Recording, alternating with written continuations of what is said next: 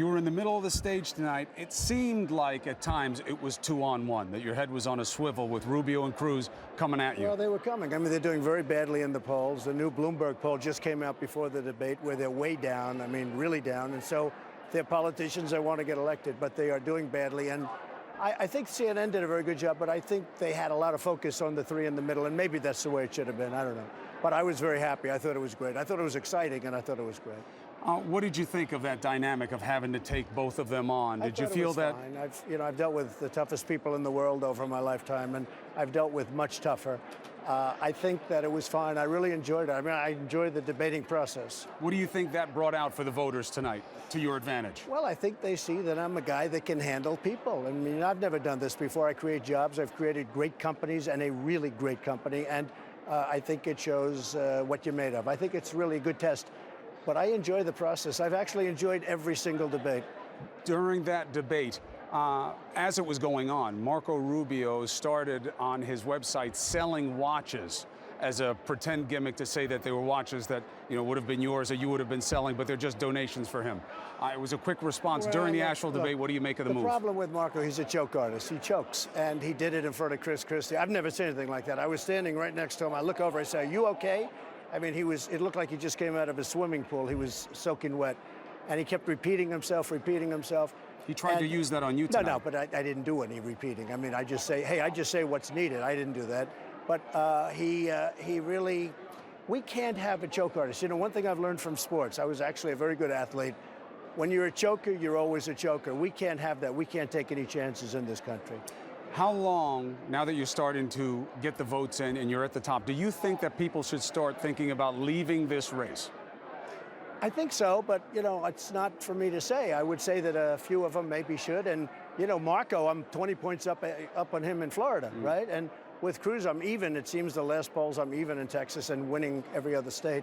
Yeah, I think so. I think it's going to be over fairly quickly, and I don't think there's going to be a convention. It seemed like Senator Rubio was more intent to going at you directly tonight than even Senator Cruz. Why do you think that was? That's true. I was a little surprised by it, but I liked it. I thought it was fine. But did he show you a toughness that you didn't see against Christie? No, I think it was the same basic person. But he's a meltdown guy. I mean, I'm looking at him. He's pouring sweat. I've never seen anything like it. I don't know what the problem is, but he's just pouring down sweat.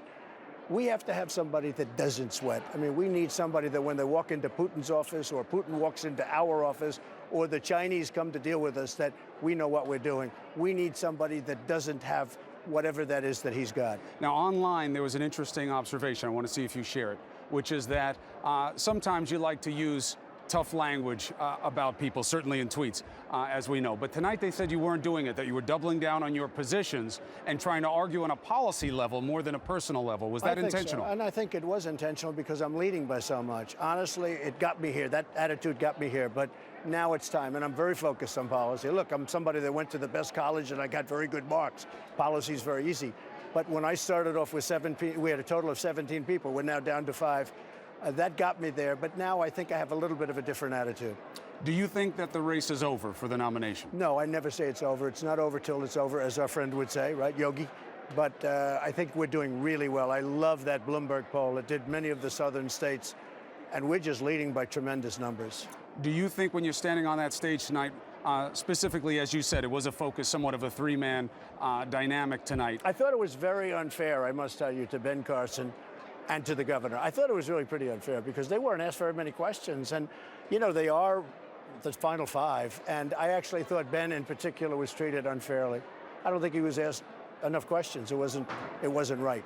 Well, a little bit of it was obviously what the players decide to do, right? When two of them decide to start using their energy and you're talking about each other, that's what happens. I think he had a right to be upset, but that's up to CNN. But and the same is true, I think, with Kasich. But I just enjoyed it. I had a good time. I was in the middle of it, and I really enjoyed the process. I love the process, and I actually like debating. They came at you tonight about something that's in the news right now that really is at your control, which is the tax returns. Yeah. Mitt Romney, during the debate, was bringing it up again. You could show him in a second if you want to. Why is Trump delaying? Well, what do you say? Let me explain about Mitt. Mitt is a guy who was a horrible candidate. He lost a race that should have been won, and it should have been won easily. And I don't know what happened. He disappeared the last 2 months. But when Mitt gave his tax returns, just so you understand, it was about 6 months from now in 2012. It was 2012. It was exactly September 21st. And that's when he gave his tax return. We're in a different world.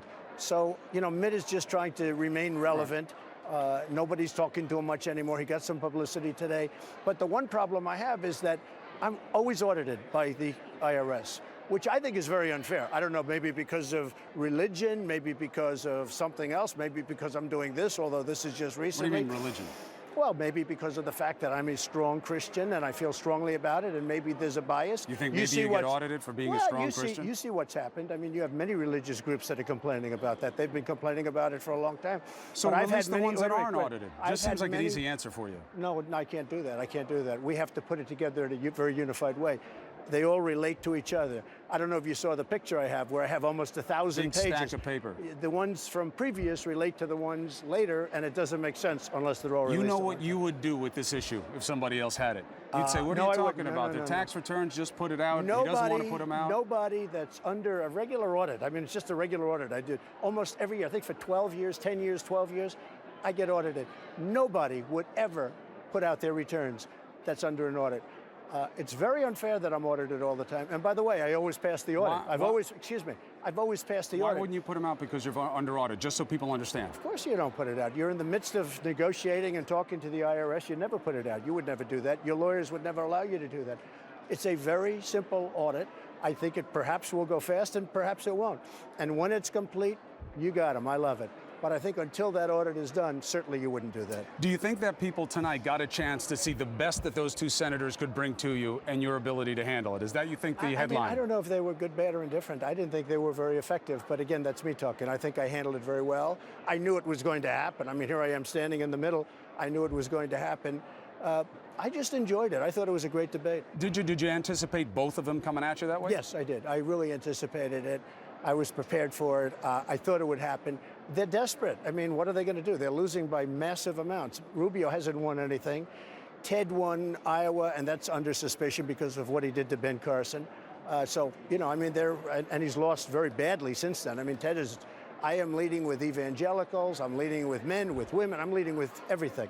So he's under a lot of pressure. Hey, look, they're politicians. They're under a great deal of pressure. Have you heard anything from former Mexican President Vicente Fox? Well, I think he should apologize for his foul mouth. I think it's a disgusting thing that he said. And I could tell you, I would not use that word. But if I did use that word, I probably wouldn't have even been allowed on the stage tonight. You do understand there's a touch of irony in that, though, that you're saying to someone for using foul language. I mean, I don't know what the problem is, but I think he should apologize to a lot of people that heard that word. That was I heard it this afternoon. I couldn't believe it. How do you feel after tonight? I feel great. I mean, I think we're doing so well. I think the debate was really one of my best debates, considering the fact that I was being hit from all sides. It's best to be tested, though, right? It was a good test. It was really a good test. I really liked it. I enjoyed it. And now I go down and I guess I speak to other people other than you.